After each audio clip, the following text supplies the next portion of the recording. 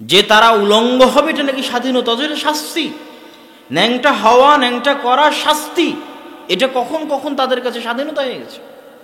এই জন্য আফগানিস্তানের একজন মন্ত্রীকে জিজ্ঞেস করেছিল বিবিসির একজন ইন্টারভিউয়ার, যে ইন্টারভিউ নিচ্ছিল, যে আপনাদের আফগানিস্তানে তো আপনারা মেয়েদের জোরপূর্বক হিজাব আর নেকাব করিয়ে রেখেছেন, এটা তো তাদের ঘরবন্দি করে রাখা, এটা তো দাসত্বের আলামত।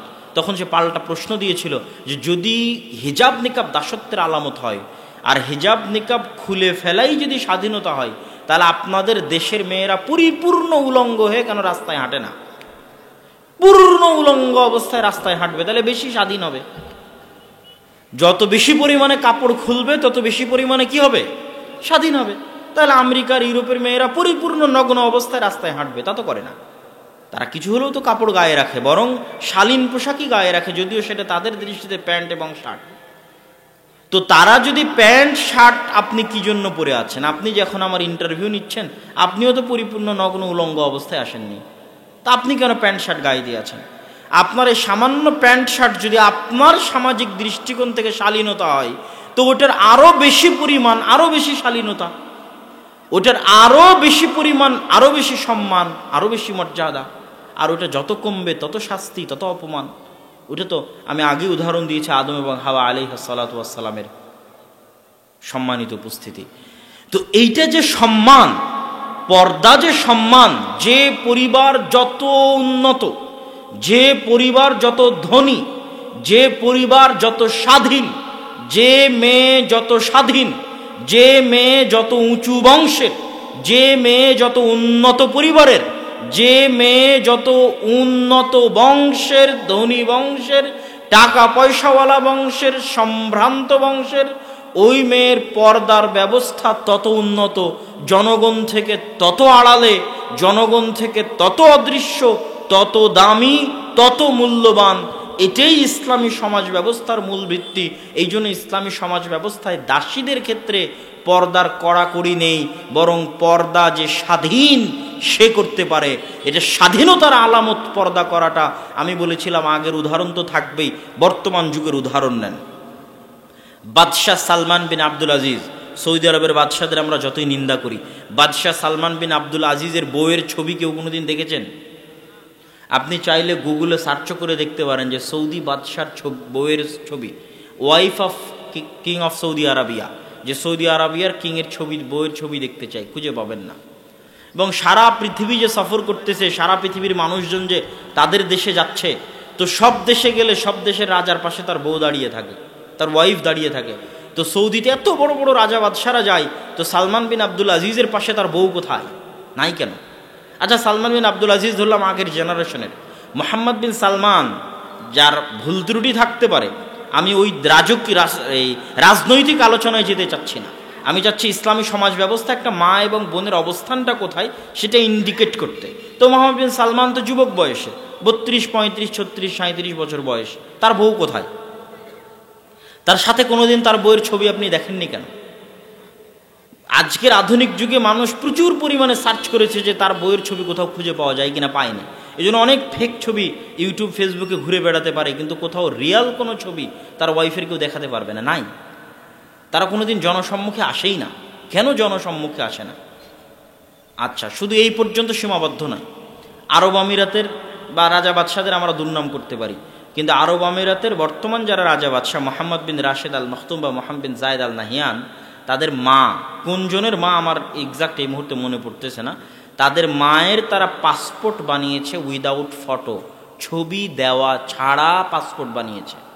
রাজকীয় ক্ষমতা, রাষ্ট্রীয় ক্ষমতা প্রয়োগ করে পাসপোর্ট ইস্যু করেছে। কি ছাড়া বলেন তো? মায়ের ছবি ছাড়া পাসপোর্ট ইস্যু করেছে। এবং অন্য দেশকে বাধ্য করবে, যদি আমার মা তোমার দেশে যায় তো পাসপোর্টের ছবি ছাড়া অবস্থাতেই যাবে, তুমি আমার মাকে তোমার দেশে প্রবেশ করতে দিতে বাধ্য, তুমি ছবিতেও দেখতে পাবে না যে আমার মায়ের চেহারা কেমন। কথা মনে আমি বুঝাতে পারি? এটা হচ্ছে তার দাম, তার মায়ের দাম, মূল্য, গুরুত্ব। যে যে যত অদৃশ্য, যে যত অস্পৃশ্য, যে যত দূরে, যাকে যত কম পাওয়া যায়, যাকে যত কম দেখা যায়, তার দাম তত বেশি। আর যে যত ফাত্রা, 3 নাম্বার শ্রেণীর, দাম নাই, ভ্যালুলেস, মূল্যহীন।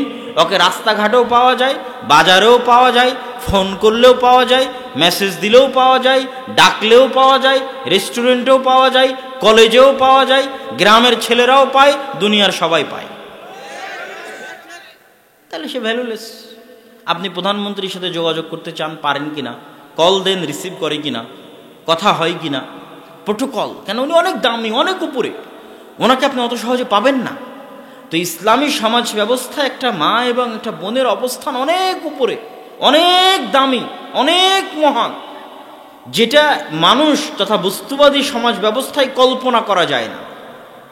এই জন্য আমি বলেছি, আপনাদের অঞ্চলে বক্তব্য দিতে এসে, নীলফামারীতে এবং আপনাদের এই অঞ্চলের অবস্থা আমি জানি না, আমার যতদূর জানা যে গোটা রংপুর বিভাগের একই অবস্থা, সেটা হচ্ছে আপনাদের এই অঞ্চলগুলোতে মা এবং বোনেরা, যুবতী মা এবং বোনেরা সাইকেল চালিয়ে স্কুল কলেজে যায়। এবং আপনাদের এই অঞ্চলে, যেটা আমি রাজশাহীর অঞ্চলে নাই, রাজশাহী অঞ্চলে সাঁওতাল এবং আদিবাসীদের মেয়েরা এই মাঠে গিয়ে ধান লাগাতে পারে, তারপরে মাথায় ডালি নিয়ে ইট খোলা বহন করতে পারে। কিন্তু আপনাদের রংপুর বিভাগীয় অঞ্চলে আমি দেখেছি যে মুসলমানের মা এবং বোনেরা মাঠে গিয়ে ধান লাগায়, মুসলমানের মা এবং বোনেরা মাথায় মাটির ডালি নিয়ে এক জায়গা থেকে আর এক জায়গায় বহন করতেছে। এটা ইসলামী সমাজ ব্যবস্থা একজন মা এবং একজন বোনের অপমান। এবং যারা তাদেরকে বিবাহ করেছে, এদের বিবাহ করা হারাম হয়েছে, এদের বিবাহ করা কি হয়নি? জায়েজ হয়নি। এরা কেউ পুরুষ নয়, সবাই কাপুরুষ। যদি পুরুষ হয়, চুল পরিমাণ যদি রক্ত থাকে, তাহলে কল্পনা করেন যে ওর মায়ের ছবি পর্যন্ত আর একজনকে দেখতে দিবে না। এর নাম হচ্ছে পৌরুষত্ব। ওর স্ত্রীকে আর একজনকে পর্যন্ত দেখতে দিবে না। এটা অ্যারাবিয়ানদের কালচারাল পৌরুষত্ব। এটাই ইসলামে দেখানো হয়েছে এবং শেখানো হয়েছে। এবং এটা যে যে অঞ্চলে বসবাস করে, যে যে প্রাণীর সাথে উঠা বসা করে, তার সাথে সম্পৃক্ত থাকে। যেহেতু আজ থেকে 20-30 বছর আগে আরবের মানুষেরা আজকের মতো এত বিরিয়ানি, ব্রয়লার মুরগি এগুলো এত খাবার দাবার ছিল না। তাদের আদি খাবার ছিল উটের গোস্ত, খেজুর, গাহওয়া। ওই আদি খাবারে যারা অভ্যস্ত ছিল, তাদের মধ্যে ওই পৌরুষত্ব এখনও আছে। আর বিকৃত অবস্থা এখন যারা আরসি, পেপসি, কোকাকোলা খাচ্ছে এই যুবক সমাজ, এদেরও ওই খাবারের কারণে তাদের সে পৌরুষত্ব কমে যাচ্ছে। এটা আমি অ্যারাবিয়ান কান্ট্রির কথা বলতেছি। সেই আগের পৌরুষত্ব তাদের মধ্যে, আগের জাজবার তাদের মধ্যে নেই। তো পৃথিবীর সবচেয়ে আত্মমর্যাদা সম্পূর্ণ প্রাণী হচ্ছে উট। সবচেয়ে রাগী প্রাণীদের একটা হচ্ছে উট। উটের যদি একবার মাথা গরম হয়, সে মেরেও ফেলতে পারে।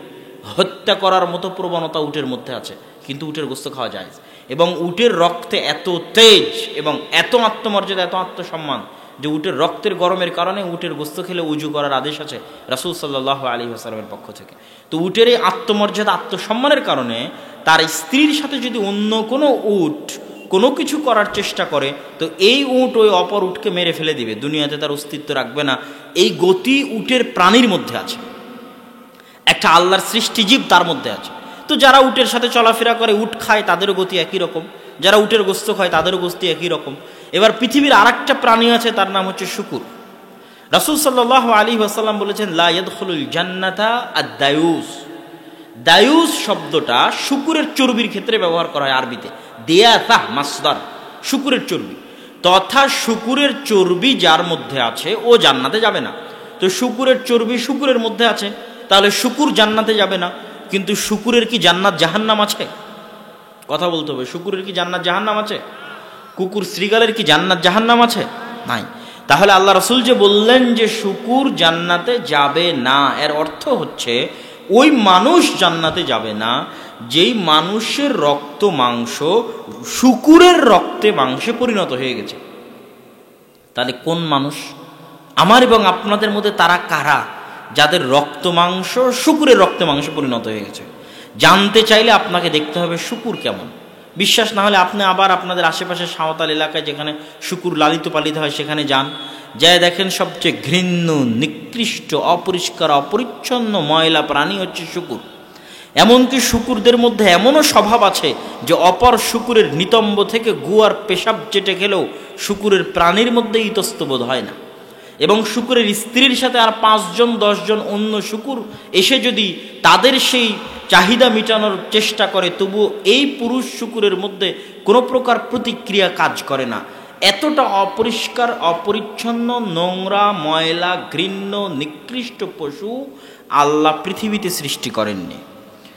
তাহলে হুবহু এই শুকুরের মতো কিছু মানুষ আছে যারা মোহরানা দিয়ে বিবাহ করেছে, কিন্তু তাদের স্ত্রী রাস্তাঘাটে কাজ করে, তাদের মেয়েরা বেপর্দা অবস্থায় রাস্তাঘাটে বের হয়, তাদের স্ত্রীরা বেপর্দা অবস্থায় রাস্তাঘাটে বের হয়, হাসি মুখে পরপুরুষের সাথে কথা বলে, অথচ তাদের রক্তে আগুন লাগে না, এরা কাপুরুষ, এবং এদের চর্বি এবং রক্ত পচে গলে দুর্গন্ধযুক্ত হয়ে শুকুরের মতো হয়ে গেছে। এটা আমি বলিনি, রাসূল সাল্লাল্লাহু আলাইহি ওয়াসাল্লাম বলছেন এরা জান্নাতে যাবে না, এদের মধ্যে পৌরুষত্বের গুণ নেই। এই জন্য আমি বলেছি তাদের বিবাহ করা ঠিক হয়নি। এই জন্য আমি আপনাদের কাছে দাবি রেখে যেতে চাই যে আপনার মেয়ে গার্মেন্টসে চাকরি করবে, সেই টাকা দিয়ে আপনার সংসার চালাতে হবে। এটা হচ্ছে বস্তুবাদী সমাজ ব্যবস্থা আমাদের মাথায় ঢুকিয়ে দিয়েছে যে আমাদের মেয়েরা বেকার যদি সেও 2 টাকা ইনকাম করে না দিতে পারে।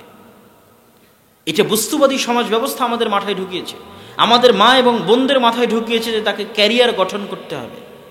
তো ক্যারিয়ার গঠন করাটা তার স্বাধীনতা। কিভাবে?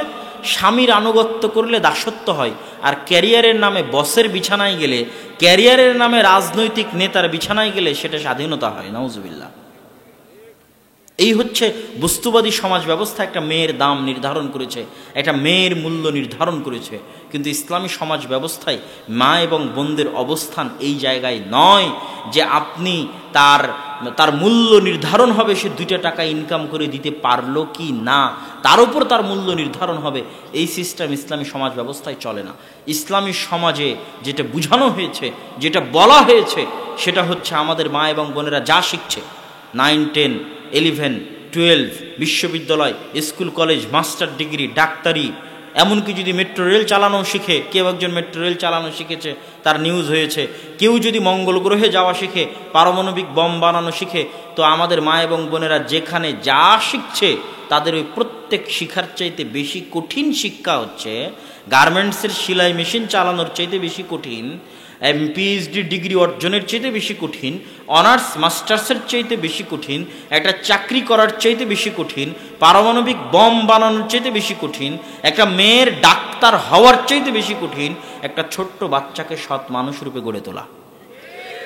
এটা অত সহজ কাজ নয়, এটা অনেক কঠিন কাজ। আর এই পুরো কঠিন কাজটা আল্লাহ একজন মা এবং বোনের দায়িত্বে দিয়েছেন। সুতরাং এটা তার আসল ক্যারিয়ার, এটা তার আসল দায়িত্ব, এটা তার আসল চাকরি।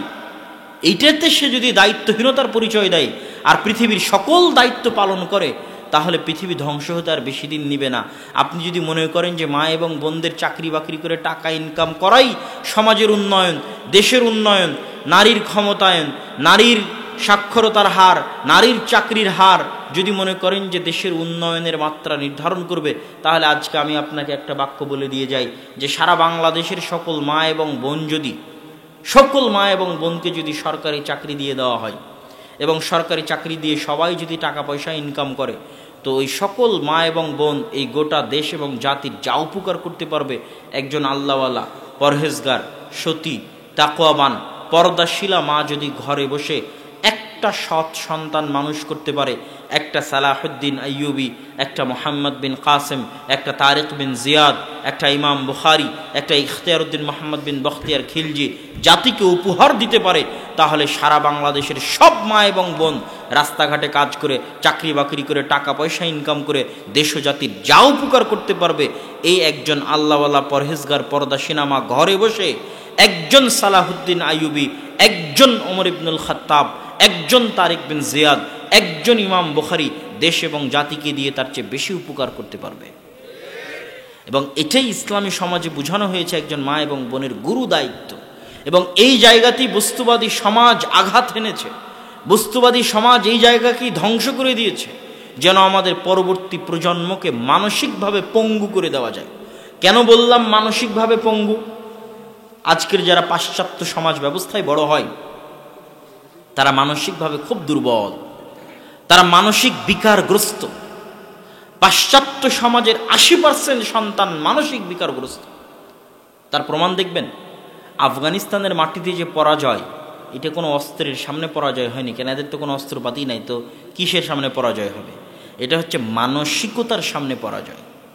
যারা যুদ্ধ করতে এসেছে তারা মানসিকভাবে অতটা শক্তিশালী নয়, তারা মানসিক বিকারগ্রস্ত।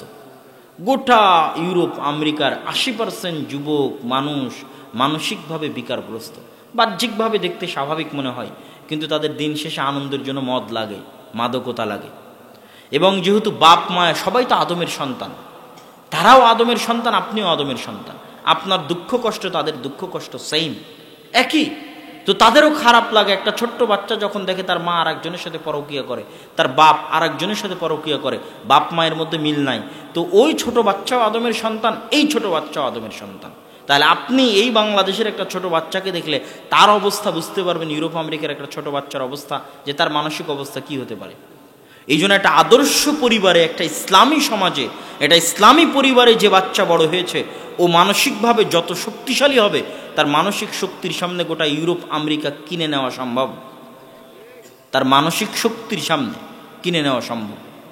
এটা আমি বাস্তবে অনুভব করে দেখে আপনাদের সামনে বলছি, সম্মানিত উপস্থিতি। তাহলে ইসলামী সমাজ ব্যবস্থায় মা এবং বোনদের অবস্থানটা কোথায়, আর বস্তুবাদী সমাজ ব্যবস্থায় মা এবং বোনদেরকে কোথায় নামিয়ে আনা হয়েছে, তার সংক্ষিপ্ত বিবরণ আপনাদের সামনে পেশ করার পর এবার চলেন ইসলামী সমাজের তৃতীয় গুরুত্বপূর্ণ এলিমেন্ট।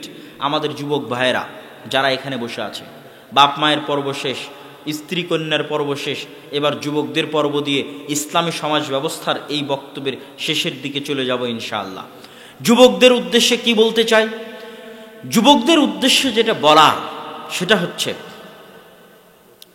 আজকে 57টা মুসলমানদের দেশ, তারা দাবি করে তারা স্বাধীন, কিন্তু আমি দাবি করি একটা মুসলিম দেশও স্বাধীন নয়। এরা নাম কাওয়াস্তে রাজনৈতিকভাবে স্বাধীনতা অর্জন করেছে। কারো অর্থনৈতিক স্বাধীনতা নাই, কারো জ্ঞান বিজ্ঞানের স্বাধীনতা নাই। এই দুই স্বাধীনতার কারণে এরা সব নত, তথা প্রকৃত স্বাধীনতার স্বাদ ভোগ করতে পারে না। দুইটা স্বাধীনতা না থাকার কারণে, এক অর্থনৈতিক স্বাধীনতা, দুই জ্ঞান বিজ্ঞান ও প্রযুক্তিতে স্বাধীনতা না থাকা। জ্ঞান বিজ্ঞান ও প্রযুক্তির পরাধীনতা আপনাকে দেখাই। আজকের যারা উন্নত বিশ্ব তারা হচ্ছে ফার্স্ট ওয়ার্ল্ড কান্ট্রি, আর আজকের আমরা হচ্ছে থার্ড ওয়ার্ল্ড কান্ট্রি, তৃতীয় বিশ্ব। গরিব দেশ বাংলাদেশ, শ্রীলঙ্কা, পাকিস্তান, আমরা থার্ড ওয়ার্ল্ড কান্ট্রি। তো উন্নত বিশ্বের দেশগুলো আমাদের চাইতে জ্ঞান বিজ্ঞানে 50 এবং 100 বছর এগিয়ে আছে। তাদের কাছে 50 এবং 100 বছর অগ্রিম জ্ঞান বিজ্ঞান আছে, যা তারা এখনো পৃথিবীতে ছাড়েনি, রিলিজ করেনি, কিন্তু তাদের কাছে আছে। সময়ে সময়ে তারা রিলিজ করবে। আর আপনি যদি বলেন যে আমি গোটা বাংলাদেশ বিক্রি করে দেব, তোমার কাছে যা জ্ঞান গরিমা আছে আমার কিছু বিজ্ঞানীকে শিখাও, কোশ্চেন কালেও শিখাবে না। কেন? এইটা দিয়ে তারা গোটা পৃথিবীর উপর আধিপত্য বিরাজ করে রেখেছে, এক জ্ঞান বিজ্ঞান দিয়ে। এক জ্ঞান বিজ্ঞানের দাসত্বের একটা নমুনা আপনাকে দিই। একটা মুসলিম রাষ্ট্র উন্নত বিশ্বের কাছ থেকে একটা জেট ফাইটার বিমান ক্রয় করেছে। একটা মেয়ে অসুস্থ, তার স্বামীর নামে একরামুল এখানে আছে, যাইতে বললো। আচ্ছা, একরামুল নামে কারো স্বামীর স্ত্রী মহিলা প্যান্ডেলে অসুস্থ, আপনি একটু অবশ্যই যাবেন জরুরি ভিত্তিতে মহিলা প্যান্ডেলে। একরামুল তো একটা জেট ফাইটার বিমান কিনেছে একটা মুসলিম দেশ। তো ওই উন্নত বিশ্ব বলছে যে তুমি এটা কিনে নিয়ে গেছো ভালো কথা, যদি নষ্ট হয়, নষ্ট হয়ে গেলে আবার আমার কাছে পাঠাবা, আবার নতুন করে বিল দিবা, পয়সা দিবা, টাকা দিবা, আমি আবার নতুন করে তোমার মেশিন ঠিক করে দিব, আবার তোমার কাছে পাঠাবো। কিন্তু এটা নষ্ট হলে কেমনে ঠিক করে এই জিনিস তোমাকে শিখাবো না। কি বুঝলেন? কথা মনে বুঝাতে পারিনি আমি উত্তর শুনতে যাচ্ছি, কথা কি বুঝতে পেরেছেন? এই মাইক আপনার কাছে বিক্রি করেছি, বিক্রি করার পর বলেছি মাইক যদি নষ্ট হয় কেমনে ঠিক করতে হয় তা শিখাবো না, আবার আমার কাছে আসিও, আবার নতুন করে টাকা দিও, আমি আবার মাইক ঠিক করে তোমাকে দিয়ে দেব। তো তোমার কাছে যুদ্ধ বিমান বিক্রি করলাম, কেমনে ঠিক করতে হয় জানাবো না, নষ্ট হলে আমার কাছে আসবা, আবার টাকা দিবা, টাকা দিয়ে কিনেছো, আবার টাকা দিয়ে ঠিক করে নিয়ে যাবা। এর নাম হচ্ছে জ্ঞান বিজ্ঞানের দাসত্ব। তারা 50-100 বছর এগিয়ে। আর আপনি যে গোলাম দাস, এটা বোঝার জন্য দুটো উপায়। এক, আজকে আপনি প্রধানমন্ত্রী হয়ে যান, দেশের রাষ্ট্রপতি হন, আপনি বুঝবেন যে আপনি গোলাম। এটা অনেকের গায়ে লাগতে পারে কথাটা, কিন্তু আপনি বুঝবেন, আপনি প্রধানমন্ত্রী হলেই পরের দিন বুঝবেন যে আমি গোলাম, এটা গোলাম দেশের গোলাম প্রধানমন্ত্রী হয়েছে। আর একটা উপায় কি বুঝার? আরেকটা উপায় হচ্ছে আপনার গলায় যদি বাংলাদেশি পাসপোর্ট ঝুলান, বাংলাদেশি পাসপোর্ট ঝুলিয়ে এই 1,57,000 বর্গ মাইলের বাইরে বেরোবে। সেটা যদি ইন্ডিয়া হয় তো ইন্ডিয়া, সেটা যদি অন্য কোনো দেশ হয় তো অন্য কোনো দেশ। তখন দেখবেন আপনার দামটা কোথায়। আপনার ভ্যালুটা কোথায়? এই যে হাজারো যুবক বসে আছে, যারা কেউ ঠিক বলছে কেউ ঠিক বলছে না, এরা ওই যে বিশ্বকাপ খেলার সময় যেই সমস্ত দেশের খেলা দেখে লাফালাফি করেছে, চিল্লাচিল্লি করেছে, আবার পিকনিক করেছে, ওই সমস্ত দেশেও যদি এরা বাংলাদেশি পাসপোর্ট ঝুলিয়ে প্রবেশ করতে চায়, তাদেরকে ন্যাংটা করে ইমিগ্রেশনে পরীক্ষা করবে। কেন না? ওই বাংলাদেশে এই জন্য, এটা হচ্ছে ওর দাম। কিন্তু ওই বাংলাদেশে বসে ঠিকই লাফালাফি করেছে, কিন্তু ও ততক্ষণ বুঝবে না যে গোলাম, গোলামের ঘরের গোলাম, যতক্ষণ না ওই বাংলাদেশি পাসপোর্ট গলায় না ঝুলিয়ে এই দেশের বাইরে বের না হয়েছে। কিন্তু ওদেরকে দোষ দিয়ে লাভ নাই, আমি বারবার বলি তাদের দোষ দিয়ে লাভ নাই, দোষ তো এই যুবকদেরই। আমি তো ইউরোপের বিশ্ববিদ্যালয়ে পড়ি, তো ইউরোপের বিশ্ববিদ্যালয়, ইউরোপেরই তো খেলা ফুটবল বিশ্বকাপ। তো ফুটবল বিশ্বকাপের কোনো একটা দিন আপনাকে চ্যালেঞ্জ দিলাম, যুবক যারা তোমরা শিক্ষিত আছো, বিভিন্ন এলাকা থেকে আসছো, আজকে এখান থেকে ফিরে গিয়ে ইউটিউবে সার্চ দাও, গুগলে সার্চ দাও, যে কোনো একটা ম্যাচকে কেন্দ্র করে, আর্জেন্টিনা ব্রাজিলের কোনো একটা ম্যাচকে কেন্দ্র করে অক্সফোর্ড বিশ্ববিদ্যালয়ের কোনো একটা ব্যাচের ছাত্ররা কোনো একটা পিকনিক করেছে, কোনো এক জায়গায় একত্রিত হয়ে আনন্দ উৎসবের সাথে আর্জেন্টিনা এবং ব্রাজিলের খেলা দেখেছে। অক্সফোর্ড, ক্যামব্রিজ, হার্ভার্ড, ইউরোপ আমেরিকার কোনো একটা বিশ্ববিদ্যালয়ের কোনো একটা ব্যাচের স্টুডেন্টস একত্রিত হয়ে আনন্দ উল্লাসের সাথে খেলা দেখেছে, এবং একত্রিত হয়ে কোনো এক দলের জয় পরাজয়ের কারণে টাকা পয়সা একত্রিত করে পিকনিক করেছে। এরকম একটা নিউজ আমাকে এনে দেখাও। আর তোমাদের যেই বিশ্ববিদ্যালয় সারা বিশ্বে র্যাঙ্কিংয়ে 1000-1500 বিশ্ববিদ্যালয়ের মধ্যে চান্স পায় না, এই বিশ্ববিদ্যালয়ের ছাত্ররা যারা ভবিষ্যতের বিসিএস ডিগ্রি, বিসিএস ক্যাডার হয়ে এরা পুলিশ হবে, আর্মি হবে, র্যাব হবে, এরাই জাতির মেধাবী জাতির A+, গোল্ডেন A+গুলো এখানে জমা হয়েছে। এরা ঘন্টার পর ঘন্টা বড় স্ক্রিনের সামনে দাঁড়িয়ে একসাথে একত্রিত হয়ে আনন্দ উল্লাস করে খেলা দেখে, ড্যান্স করে, আবার কোনো একটা দলের জেতার জন্য পিকনিক করে। এরা যদি গোলামি যদি এদের ভাগ্যে না থাকে, তো কাদের ভাগ্যে থাকবে? গোলামি তো এদের ভাগ্যেই থাকবে। এই জন্য আমি বলেছি যে আমাদের, যে আমি কিন্তু সব কথা এখন যুবকদের উদ্দেশ্যে বলতেছি, মা বোনের পর্ব শেষ করেছি, পিতা মাতার পর্ব শেষ করেছি, যুবকদের উদ্দেশ্য করে বলতেছি যে তোমাদের জীবনের সারমর্ম আমার কাছে ধরা পড়ে। অসংখ্য যুবক যাদের লাইফ ইজিক্যাল টু মানে সমান সমান, যাদের গোটা জীবন সমান সমান, কি আমি বলে দিই, এরকম অসংখ্য যুবক আছে। তুমি মরার আজকে যদি আমার এই বক্তব্য শোনো, আবার মরার পরে যদি কোনোদিন আমার এই বক্তব্যের কথা মনে পড়ে, তাহলে মিলিয়ে দেখবা যে আমার বক্তব্যের সাথে তোমার লাইফের সামারি মিলে কিনা, তোমার লাইফের সারমর্ম মিলে কিনা। আর না হলে চোখের সামনে যাদেরকে দেখতে পাচ্ছ তাদেরকে দেখে আমার বক্তব্য মিলাও যে লাইফের সামারি মিলে কিনা। আমাদের যুবকদের জীবনের সারমর্ম হচ্ছে, এদের জন্ম হবে, জন্ম হওয়ার পর এরা কি করবে? ছোট বয়সে একটু খেলাধুলা করলো, ঠিক আছে, বুদ্ধি হওয়ার পর একটা মোবাইল হাতে পাবে, video games, free fire, PUBG.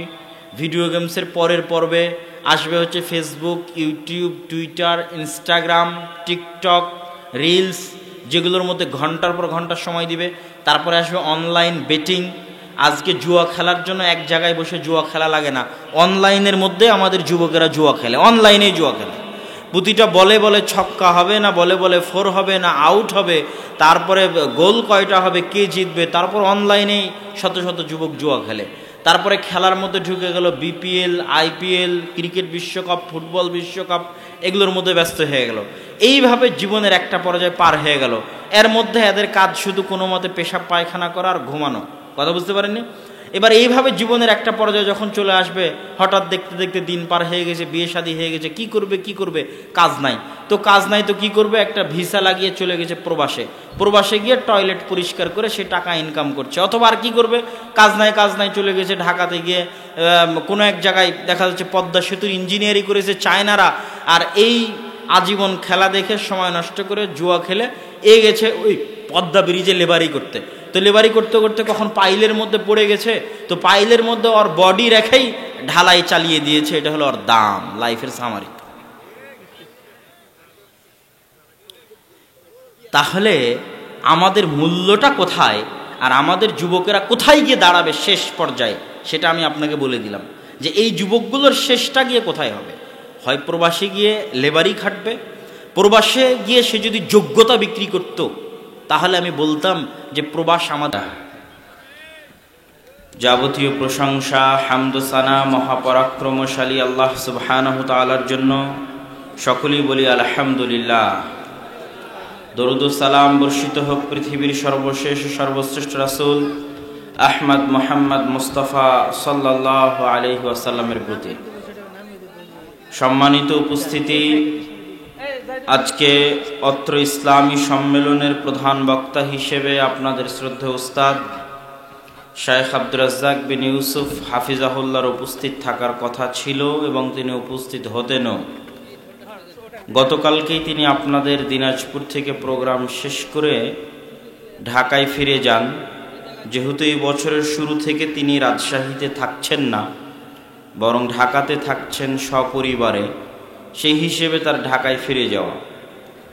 কিন্তু ঢাকাতে বিশ্ব ইজতেমা চলমান থাকার কারণে এত বেশি পরিমাণে জ্যাম যে তার ঢাকায় ফিরতে ফিরতেই দুপুর 11:30-12টা হয়ে গেছে এবং পরবর্তীতে বিমান ধরার জন্য উনি 5টা 5:30টার মধ্যে বের হলেও সঠিক সময়ে বিমান ধরতে পারেননি, কেননা পুরো ঢাকা শহর আজকে অচল ছিল, গাড়ির গতি স্লথ ছিল এবং প্রচুর পরিমাণে জ্যাম ছিল। ফলে সে আশঙ্কা থেকেই মূলত আমি 5টা 5:30টার দিকে রাজশাহী থেকে রওনা দিই। যদিও আমার আজকের এই প্রোগ্রামে আসার কথা নয়, বরং আমারও আগামীকাল পরশুদিন রাতে ফ্লাইট ইংল্যান্ডের উদ্দেশ্যে। সেই হিসেবে আমার আজকে প্রস্তুতি নেওয়ার কথা দেশ ছাড়ার জন্য। কিন্তু আপনাদের এই ওয়াদা রক্ষার্থে আমি আপনাদের এখানে উপস্থিত হয়েছি। আপনাদের জালসা কমিটি এখানে কোনো দোষ বা ত্রুটি নেই, বরং পুরোটাই তাকদীরের ব্যাপার। আল্লাহ সুবহানাহু ওয়া তাআলা আমাদেরকে তার তাকদীরের ফয়সালায় সন্তুষ্ট হওয়ার তৌফিক দান করুক, আল্লাহুম্মা আমিন। আজকে অত্র এলাকার মাত্র 24 জন যুবক এই প্রোগ্রামটা আয়োজন করেছে, যারা অনেক বাধার সম্মুখীন এবং অত্র এলাকায় পবিত্র কোরআন এবং সহিহ হাদিস মানতে গিয়ে অনেক জুলুম এবং নির্যাতনের শিকার।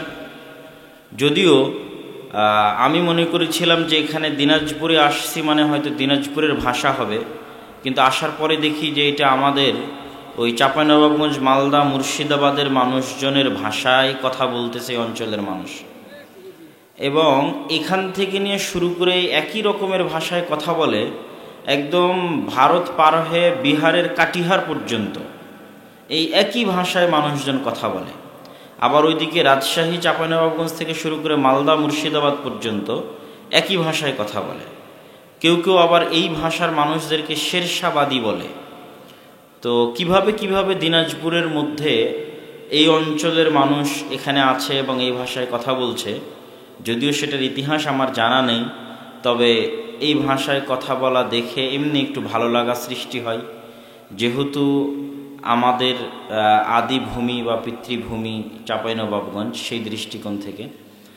তো যারা অত্র প্রোগ্রামের আয়োজন করেছে তারা যে অত্যাচার এবং জুলুম সহ্য করে পবিত্র কোরআন এবং হাদিসের উপর আমল করার কারণে যেই জুলুমটা তারা সহ্য করতেছে, তাদেরকে আমাদের একান্ত সহযোগিতা করা উচিত। বিশেষ করে তারা একটা মসজিদ তৈরি করতে চায়। আপনারা যারা এখানে উপস্থিত হয়েছেন অবশ্যই তাদেরকে উক্ত মসজিদ তৈরির কাজে সাধ্য অনুযায়ী সহযোগিতা করবেন, যেন তারা সেই মসজিদ থেকে তাদের পবিত্র কোরআন এবং সহিহ হাদিসের দাওয়াতি কার্যক্রম চলমান রাখতে পারে। আল্লাহ সুবহানাহু ওয়া তাআলা তাদের সেই তৌফিক দান করুক, আল্লাহুম্মা আমিন। আর দাওয়াতি কাজের বিষয়ে আল্লাহ সুবহানাহু ওয়া তাআলা পবিত্র কোরআন মাজিদে বলেছেন, ওয়া'মুর বিল মা'রুফ ওয়ানহা আনিল মুনকার ওয়াসবির আলা মা আসাবাক। তোমরা সৎ কাজের আদেশ দাও, অসৎ কাজে বাধা দাও, এবং সৎ কাজের আদেশ অসৎ কাজে বাধা দিলে যা যা সমস্যা তৈরি হবে, যা যা বিপদ আপদ আসবে, সকল বিপদ আপদের উপর তোমরা ধৈর্য ধারণ করো।